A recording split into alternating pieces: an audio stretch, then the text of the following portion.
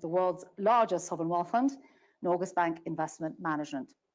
Tangen oversees the equivalent of just under 1.7 trillion, if I'm not mistaken, in Norway's oil riches that are now invested across shares, bonds, real estate, and infrastructure.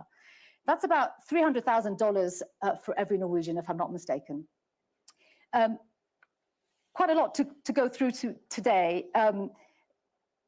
The fund's investments account for almost, I think it's about 1.5% of the shares in all the world's listed companies.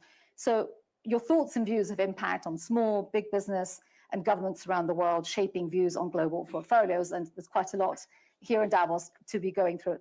I thought I'd start with sort of one of the themes of this year's World Economic Forum here in Davos, artificial intelligence.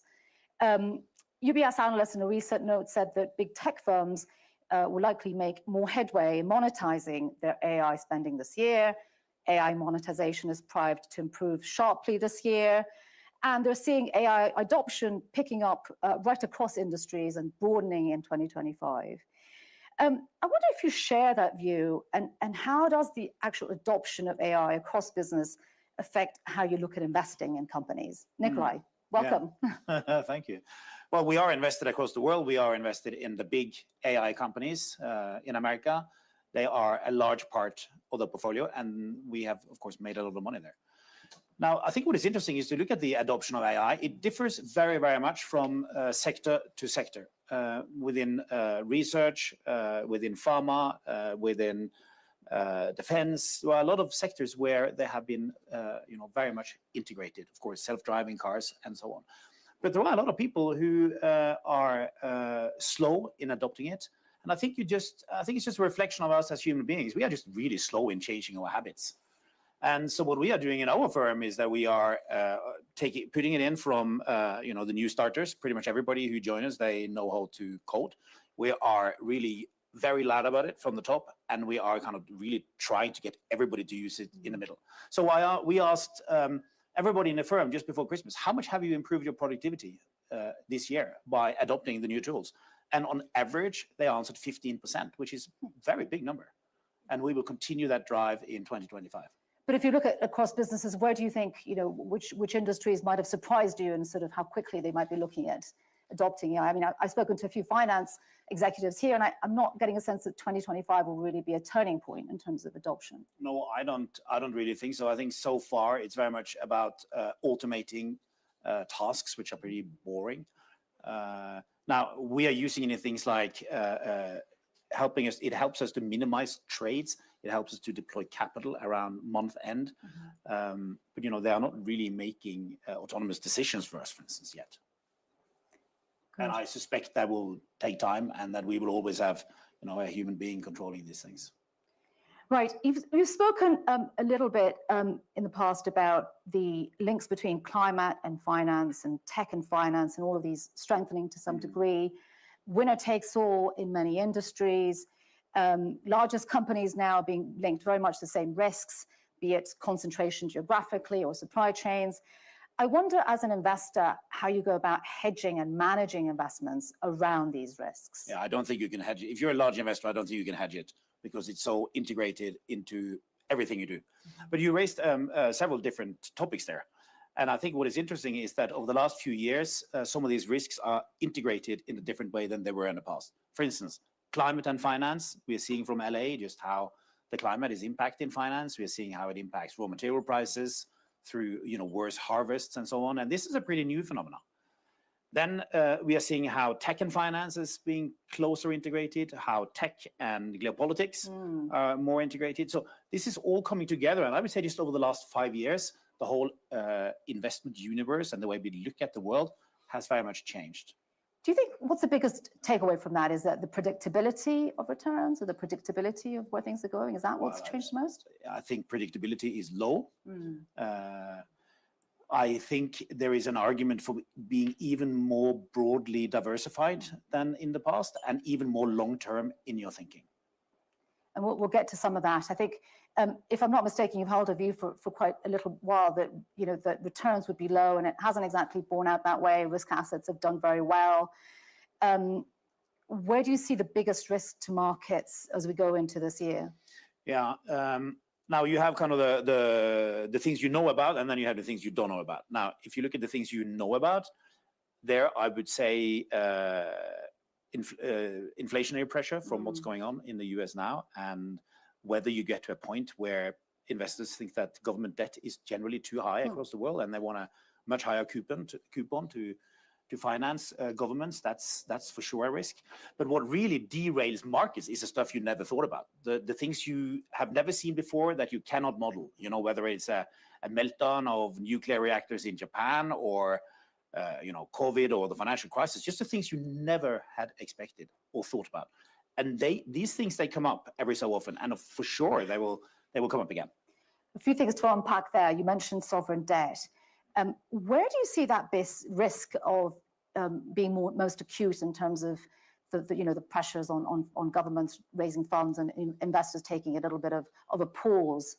Well, it's a phenomenon we're seeing across the world, right? I think IMF calculated that there was total government debt of $100 trillion. I mean, these are huge numbers, and they just continue to increase. Now, it can go on for potentially a long time, but it may not. But if you look at sort of geographically, is there anywhere in particular that you're worried about? We've seen obviously some stress points in the UK, for example. We've seen it in France. Well, you've seen it in many countries. Yeah. And then, in terms of factors that you need to think about, going into this year and further, one of the biggest risks that I think the World Economic Forum in its survey came up with, that people shared, risk to the economy, is war. I wondered to what degree you factor in lasting peace in Ukraine and the Middle East going into this year. Yeah, for sure, these wars are huge tragedies. They are humanitarian, disasters in many ways, and we must not forget that. If you just look at the pure impact on financial markets, it has been pretty limited, and so I think it's difficult to pencil in any outcome into your projections, and I'm not sure it really matters for financial markets, strangely enough. Unlike trade wars? Trade wars will be more detrimental for financial markets. Tariffs, very negative, and I think if we get big tariffs coming out of the US, it's negative for European companies. We've started to see that already. European companies have underperformed US companies. It's partly explained by that. Oh, really? Already? So, yeah. And how do you see those? Well, it's been going on for more than 6 months. The fact that Europe has underperformed the US. Now it's been going on, of course, for much longer time than that. You go back, you look at the last 10 years. US companies have compounded at 3 times the rate of Europe. So it's been a big gap there. Yes, we'll get to that in a little while along. In terms of private versus public markets, I wonder how you would compare the risks and returns there at this juncture. And Yeah. So there is a discussion going on in Norway about that for the moment. So I should be a bit careful about talking too much about it. But what we have seen over the last few years is that the number of companies being listed on the stock exchange has been going down. And also that the concentration risk in the listed market is very high, because some companies have grown to be very, very big. So probably the risk in the listed market is higher than in the private market just now. Right, but those discussions at home are ongoing as to whether the fund could invest in private assets. So there is a solid political process which is ongoing there. Now, wanted to sort of delve into some of the topics that geographically that we want to look at.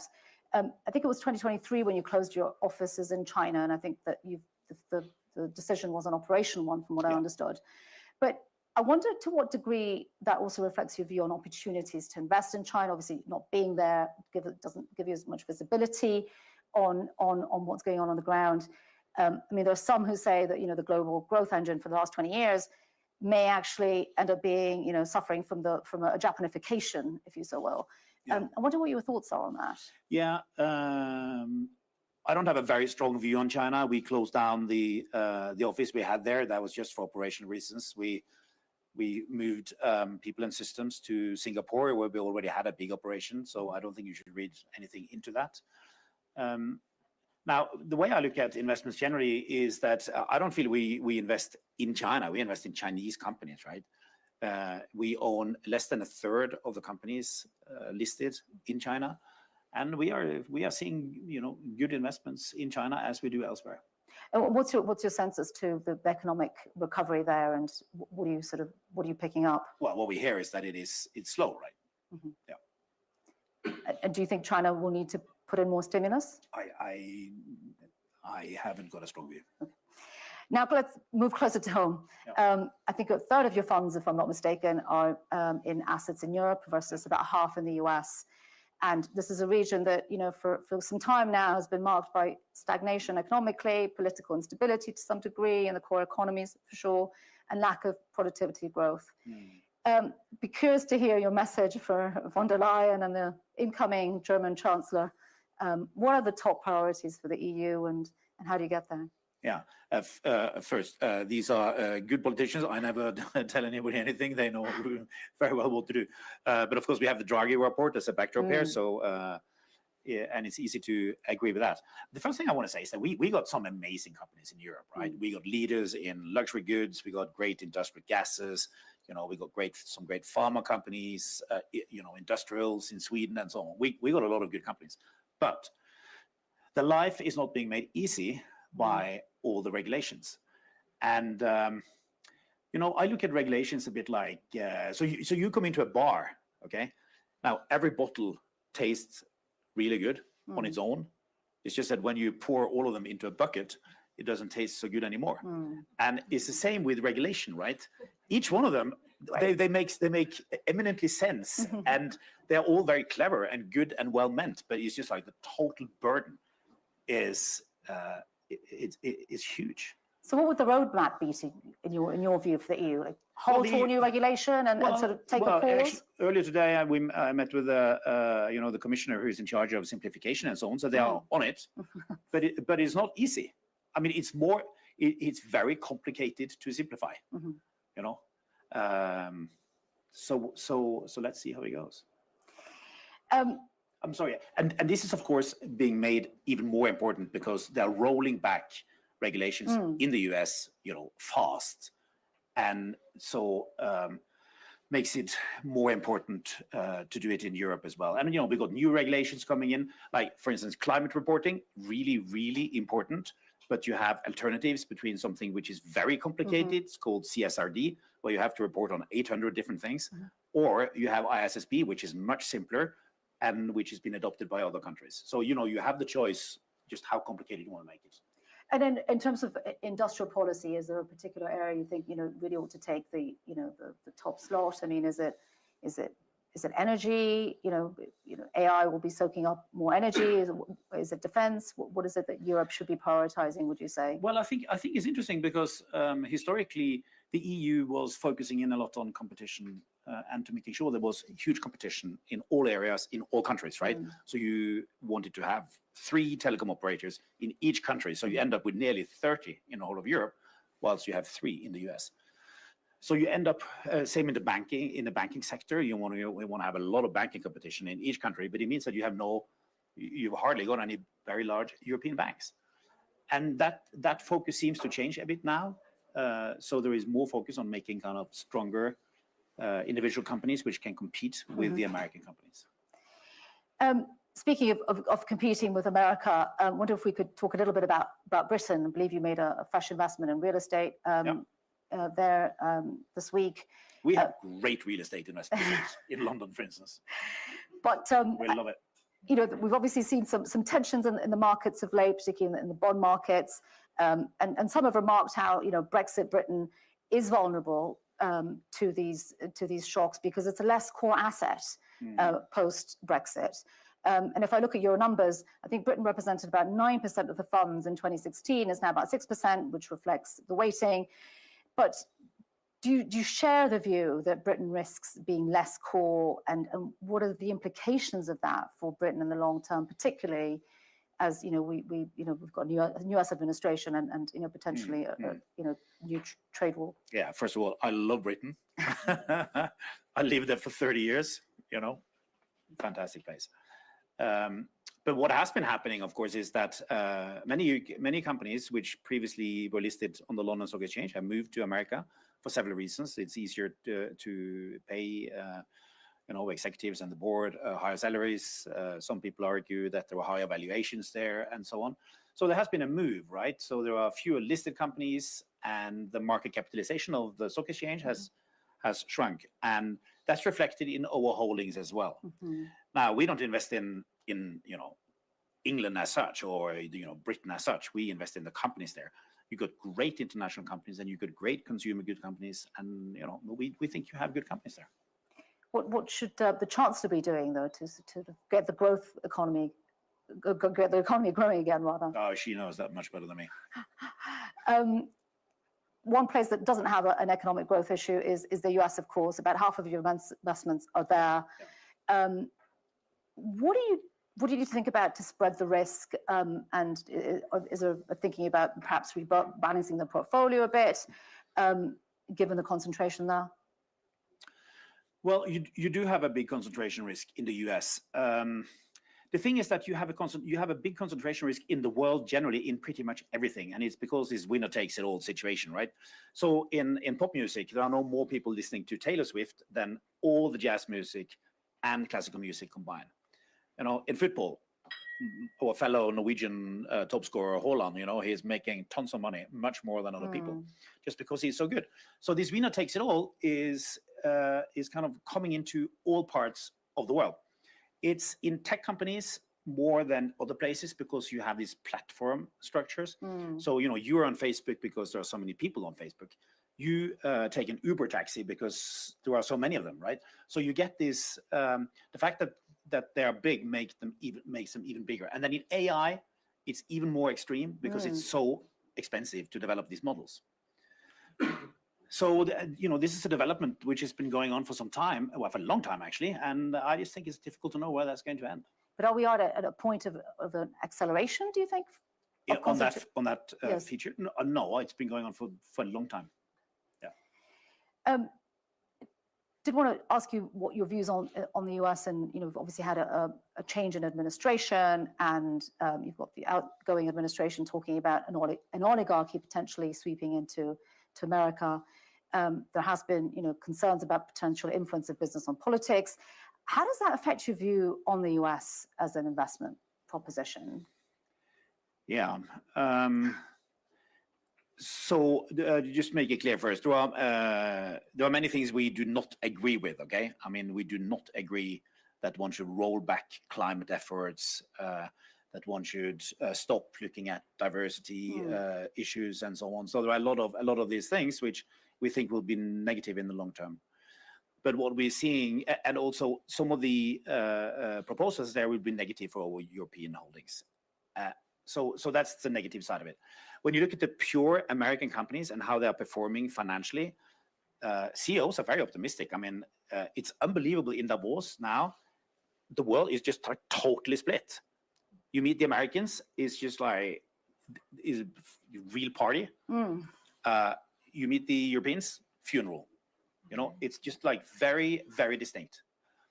And I met with more than 50 American CEOs in Q4, and 9 out of 10 say that their business is no better and that they're really optimistic, partly because some of the regulations have been rolled back. Right, but going back to you said you wouldn't view favorably projects to sort of plans to roll back DI frameworks, for example. Will you be discussing this with the US tech companies when you meet with them? Will you Absolutely. Be discussing their relationship with the US government when you meet with them? And what will you be saying? No, we have more than 3,000 company meetings a year with executives. These, at all levels, CEO, CFOs, board members, chair. These are some of the things we discuss. We have clear expectations for how we think that companies should conduct their business. How concerning is that Meta is abandoning fact-checking? Is that something that you might discuss with them? Well, that's one of the things we would typically discuss with them because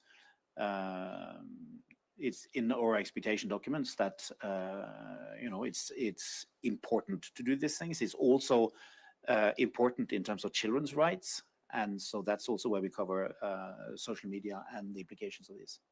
And you've been quite vocal about your views on the split between chairman and CEO. Yep.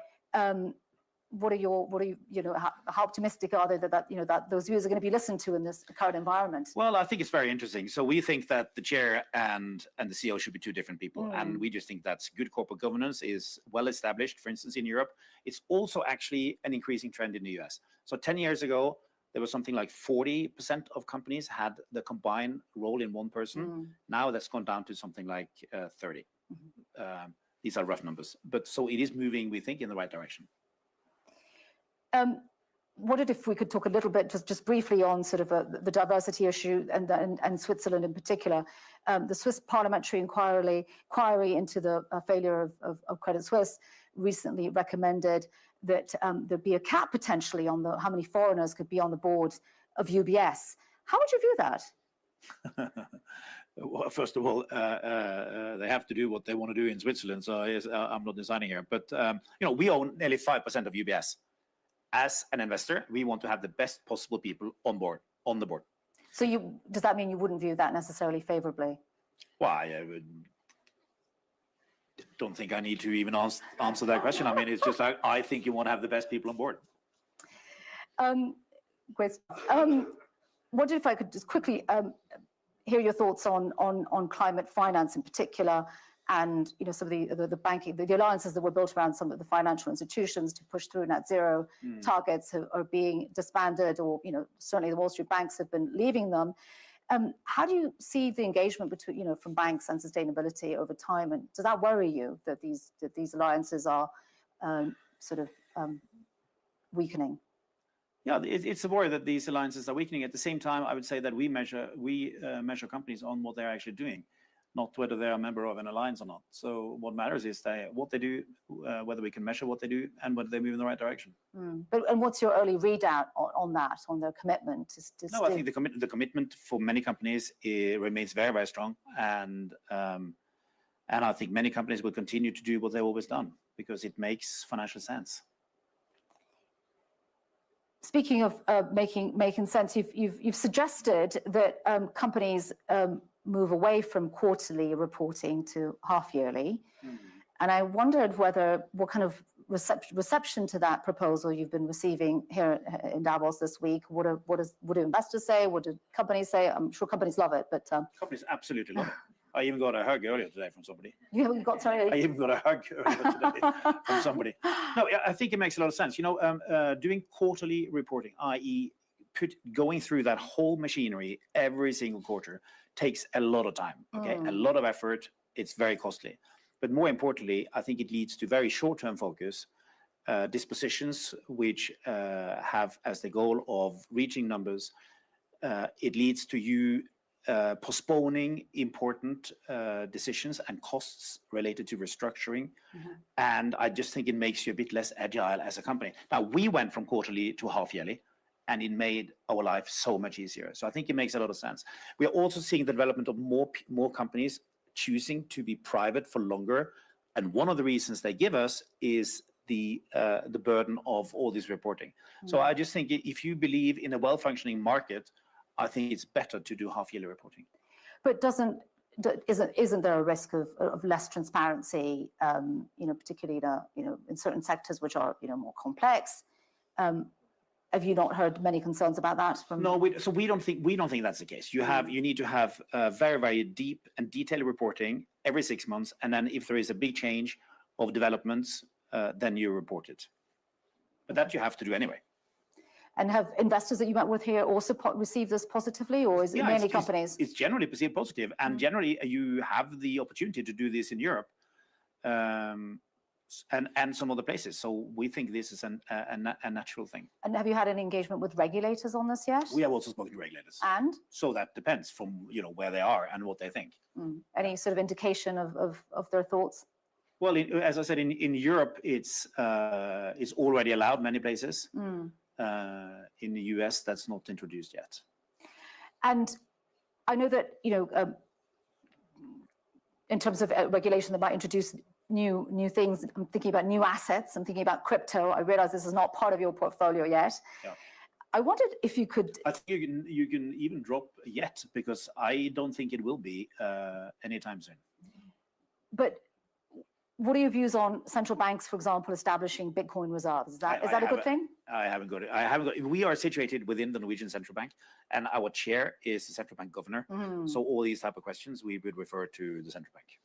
But in terms of the digital asset space, are you seeing more adoption of tokenized tokenization in financial markets? Is that something that you're seeing as potentially having sweeping effect soon? I haven't gone a strong view on that. I believe you're keen to take on a second term as CEO of Norges Bank Investment Management. Wondered what your ambition would be with a second term. What would you be hoping to achieve? Yeah. So the job I have it's a 5-year term, and then I have to reapply. And so I'm very keen to go for another term. I have updated my CV. I have sent in the application. And what is important, that fund is so important for the country that it needs to be the best person. If there's somebody else who can do it better than me, I mean, for sure, he or she should get that job. Okay, very, very important. What do we want to achieve? To be honest, we've made a lot of changes since I took over. It's to really bed this down. It's to increase what we do on the performance side, continue to develop the people, continue to develop communication, continue to strengthen the whole technology aspect of what we do, continue to strengthen cyber defense. All these kind of things is more of the same. And, we have a goal. It's in our strategy document. We want to be the leading large firm in the world, and that's what we're trying to achieve. And so we will continue that. And what would you say you've learned as a leader in the first term that you would do differently in the second term? Oh my, I mean, I learn every day. I make so many mistakes. And so it's just to learn from your mistakes. It's to, I think what is really incredible is when you manage to really empower people to do the job, not to micromanage them, give them a lot of slack, and just see what an incredible job that people can do when they get freedom and trust. That is just a wonderful thing.